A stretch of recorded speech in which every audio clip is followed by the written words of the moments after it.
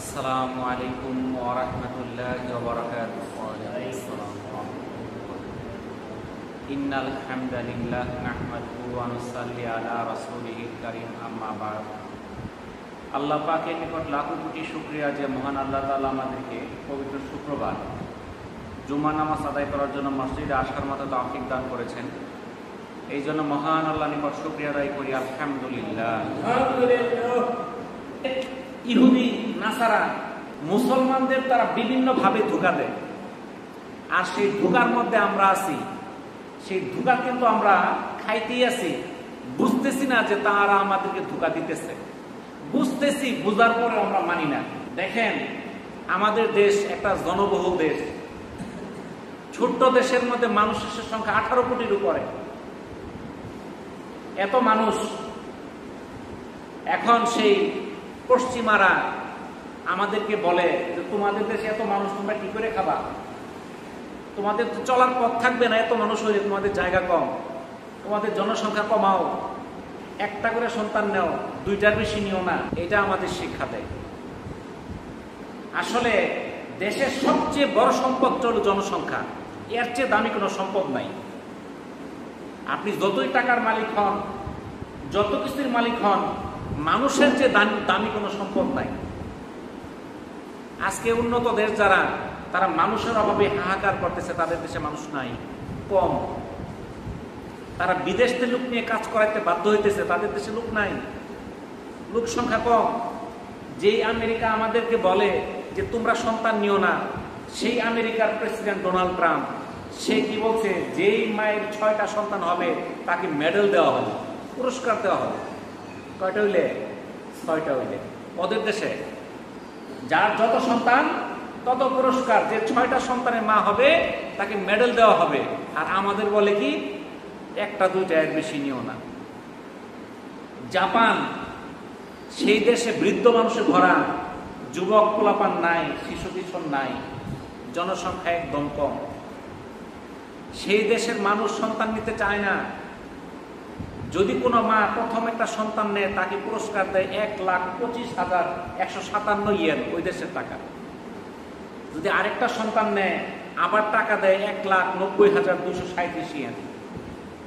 যখন তৃতীয় এবং চতুর্থ সন্তান নিবে, তখন দিবে আরো 5,01,315 ইয়েন করে।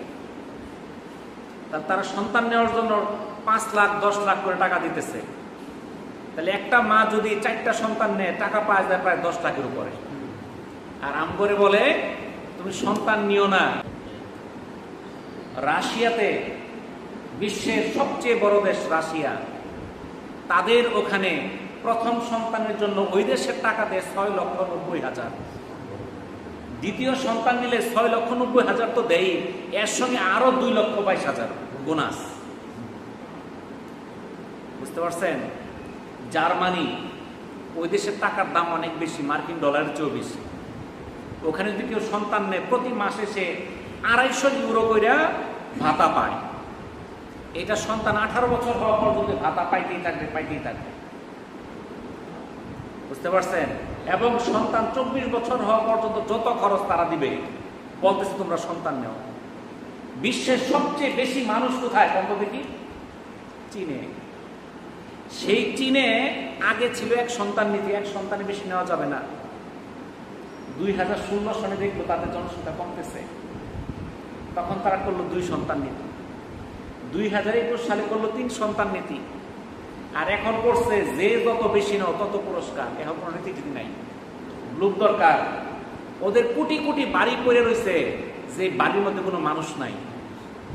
নির্মাণ করছে জনসংখ্যা, মানুষ থাকার জন্য, এখন নাই।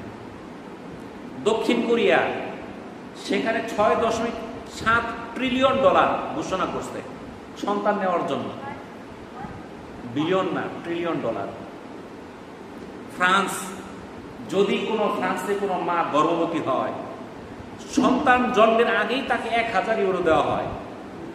এবং প্রথম সন্তানের জন্য প্রতি মাসে তার ভাতা থাকবে 193 ইউরো। এরকম ভাবে তাকে মাসে মাসে ভাতা দেওয়া হবে। আর যুক্তরাষ্ট্রে আরো বেশি পুরস্কার দেওয়া হচ্ছে, যে নতুন মা যারা, তাদেরকে $5,000 এককালীন সহায়তা।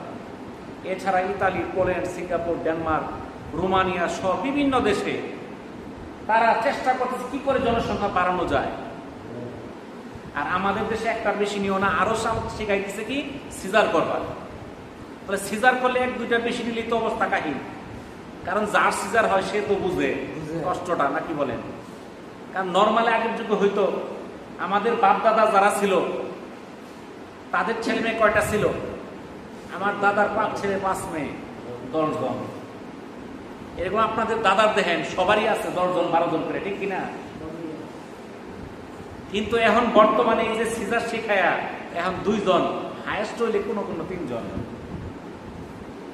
তাহলে এই যে আমাদের জনসংখ্যা হ্রাস করতেছে কি জন্য? যেন মুসলমানের সংখ্যা না বাড়ে। তাদের মূল উদ্দেশ্য কি? মুসলমান কমাও, এটাই হলো তাদের মূল লক্ষ্য। তাদের মূল লক্ষ্য জনসংখ্যা না, মুসলমান কমাও। কারণ ওদের দেশে বলতেছে জনসংখ্যা বাড়াও, জনসংখ্যা বাড়ালে পুরস্কার দেব। আর মুসলমান দেশে যায় যায় বলে তোমরা জনসংখ্যা নিতে কি করে খাবা। চালাকিটা বুঝতেছেন তো? যাদের দেশে মানুষ আছে ওরাই বিশ্বের মধ্যে শক্তিশালী। বিশ্বের মধ্যে চায়না শক্তিশালী কেন? ওদের জনসংখ্যা বেশি, সবচেয়ে বেশি চায়না, তারপরে হলো ইন্ডিয়া, আমেরিকাও জনসংখ্যা আছে। আপনার অস্ত্র আছে, টাকা আছে, জনসংখ্যা নাই, যুদ্ধ কি দিয়ে করবেন? দাম আছে? তাহলে জনসংখ্যা লাগবে না? এখন এই যে আগের যুগে বাংলাদেশে মানুষ ছিল 7.5 কোটি, মানুষ শুনছি না খায়ও থাকছে। এখন মানুষ 17-18 কোটি, কেউ না খায় থাকে না। এখন খাওয়ার অভাব নাই। এখন ফকিরদের খাওয়ার জন্য দাওয়াত দেন, ওইরকম আগ্রহী না। রোজার মধ্যে দিলে ব্রয়লার মুরগি খাই না। আগের যুগে বাড়ির কাম করছে খালি একবেলা ভাত খায়া, পান্তা পোতা দিচ্ছেন, খায় কাজ করে গেছে। আর এখন আপনি যে কাজ করে পান্তা দিলে ভাত চুতরে যাবো গা। এটা কি জন্য? জনসংখ্যা যত বাড়বে আল্লাহ তাআলা রহমত তত বাড়াই দিবে, জমিতে বরকত বাড়াই দিবে। আগে ধান কতটুকু, এখন কতটুকু হয়? 1 একরের মধ্যে আগে হয়তো কয় মন, এখন কয় মন হয়? প্রায় 100 মন। চিন্তা করেন না, আপনাদের যদি দেখবেন যে 500 মন হইতেছে 1 একরে। 1 একরে 500 মন হয়, খায় শেষ করতে পারবেন? জমি কি 10 কাঠা লাগবো? তার 2 কাঠা থাকবো, সারা বছর ভাত হয়ে যাবো 2 কাঠার মধ্যে। এই যে আপনি বাজারে যায় দেখেন তো, এই যে এখন লিচুর সময়, লিচু উঠছে বাজারে, আমাদের কাছারি মুড্ডা মধ্যে এই খাঁচা পিলকে পিল লিচুর মানুষ এখন কত 18। আমি যখন ছোট সময় দেখছি লিচু উঠছে 20 দরে, 1 কুড়ি 10 টাকা করে কিনছে। এই ছোট ছোট কেউ আনছে 50 টাকা 100 টাকা বেচছে। কি কন আপনারা? আর এখন দেখেন কি পরিমাণ লিচু ওঠে। তাহলে তো এত লিচু পক্ষে দেওয়ার কথা না, মানুষ 18 কোটি, এখন তো আরো আগের চেয়ে বেশি। কি কন? এখন যেটাই যান ওটাই তো বাজার বেশি, কোনটা কম আছে? কোনটাই তো কম নাই। তাহলে এই যে মানুষ বাড়তেছে, আল্লাহ তো উৎপাদন বাড়াই দিবে, খাদ্যের ব্যবস্থা তো আল্লাহ করবে। কিন্তু এখন আমরা তো বুঝি না, হুজুররাও বুঝে না। সন্তান যে যত পারেন বেশি নেবেন, সন্তান আপনার সম্পদ। নিচে নিয়ে একটা গগা মারে তুই আপনার গেছে গা, শেষ। কি তুই খাবাই আছে 8টা 10টা, 2টা 4টা গেছে গা, 2টা 4টা থাকবো কইরা, নাকি কন? হ্যাঁ, এই সম্পদ আপনি টাকা দিয়ে পাবেন না। মুসলমান জনসংখ্যা বাড়াইতে হবে। আল্লাহ রাসূল বলছে, আমি আমার উম্মত নিয়ে আমি ফখর করব, গর্ব করব, আমার উম্মত দেখায়া যে এত আমার উম্মত। আল্লাহ রাসূল আমাদেরকে নির্দেশ দিচ্ছে তার জনসংখ্যা বৃদ্ধির জন্য। আর বর্তমানে আমরা 1 সন্তানে বেশি না, 2টা নিলে তো মহাপাপ হয়ে গেল। এটা মনে করি, এটা আপনারা খেয়াল রাখবেন। আর আমাদেরকে তারা ধোঁকা দিতেছে, তোমরা মুসলমান জনসংখ্যা বাড়াইও না, খালি বাড়াও ইহুদি আর খ্রিস্টান, মুসলমান বাড়ানো যাবে না। তো আমরা কি তাদের ধোঁকায় চলবো নাকি? কোন দেই চিন্তা ভাবনা করে চলবেন। আমরা তোমার সন্তান কি খাও, কি চালাম, যাগর সন্তান বেশি ওরাই এখন ভালো, ওরাই ভালো অবস্থানে আছে। জমির দরকার নাই, জমি লাগবে না। বিশ্বের মধ্যে উন্নত একটা দেশ কাতার। এই কাতার যে দেশটা, এটা আমাদের ময়মনসিংহ বিভাগের মতো বড়। কত বড়? ময়মনসিংহ বিভাগটা যত বড়, এত বড় দেশের নাম হলো কাতার। ওই দেশের টাকা সারা পৃথিবীর মধ্যে সবচেয়ে দামি। এই কাতারের প্রেসিডেন্ট গেছে ডোনাল্ড ট্রাম্প গত পরশুদিন, সে এই কাতারের রাজদরবার দেখে আশ্চর্য হয়ে গেছে যে এত বিশাল এত সুন্দর রাজপ্রাসাদ। আর সেই কাতারের প্রেসিডেন্ট তার একটা বিমান উপহার দিচ্ছে, তার দাম হলো $400 মিলিয়ন। $400 মিলিয়ন টাকা না, ডলার। যেখানে ফিলিস্তিনের মুসলমানরা না খায় মারা যাইতেছে, ঘাস খাইতেছে। গত সপ্তাহে 57 জন শিশু না খায় মারা গেছে। দেখেন, খবর শুনেন আপনারা। আর সে ওই ট্রাম্পকে $400 মিলিয়ন বিমান উপহার দেয়। তাহলে মুসলমান এগুলো কি বলেন? আরেক মুসলমান না খায় মরতেছে, তার সাহায্যের কোনো সহযোগিতার কোনো চিন্তা ভাবনা নাই। আরেকজনের টাকার অভাব নাই, তাকে উপহার দেয় বিমান। সেই কাতার আমি গেছি, তাদের একটা এয়ারপোর্ট আছে ময়মনসিংহ বিভাগের মতো বড় একটা দেশ। তারা গত বিশ্বকাপ আয়োজন করছে, যেটা আজ পর্যন্ত যত বিশ্বকাপ হয়েছে তার মধ্যে সবচেয়ে সেরা বিশ্বকাপ হচ্ছে, মানে নিরাপত্তা বিভিন্ন ব্যবস্থাপনার দিক দিয়ে। ওদের এই এয়ারপোর্টের মধ্যে মেট্রো রেল আছে আপনার এই পাশ থেকে পাশে যাওয়ার জন্য। এয়ারপোর্টের ভিতরে বিমান মানে মেট্রো রেল চলতেছে। মানে তারা এত অত্যাধুনিক, এত ওদের টাকা পয়সা। তো ওদের তো জমি নাই, ওদের ধানও হয় না, চাইলও হয় না, গমও হয় না, ভুট্টাও হয় না। তার কি না খেয়ে মরতেছে? ওরা যে গরুগুলা পালে, উর্দুম্বা পালে, এগুলা ঘাস খাওয়াই সৌদি আরব থেকে। আমগর দেশে যেরকম ইন্ডিয়া ভারতে বাংলাদেশের সঙ্গে বর্ডার কাটা তারে বেড়া, ওই রকম বর্ডার টর্ডার নাই। আপনি চলে হাইটা যাইতে ওটা আসলে কেউ বেরোত না, ওইরকম সিকিউরিটি গার্ডও নাই। ওই যাইতেছে, সকাল হইতেছে, সৌদি আরবে পর্যাপ্ত জায়গা আছে, সেখান থেকে ঘাস টাস খাওয়াই নিয়ে এসে পড়তেছে আবার ওদের দেশে, কোনো অসুবিধা নেই, বাধা বিপত্তি নেই।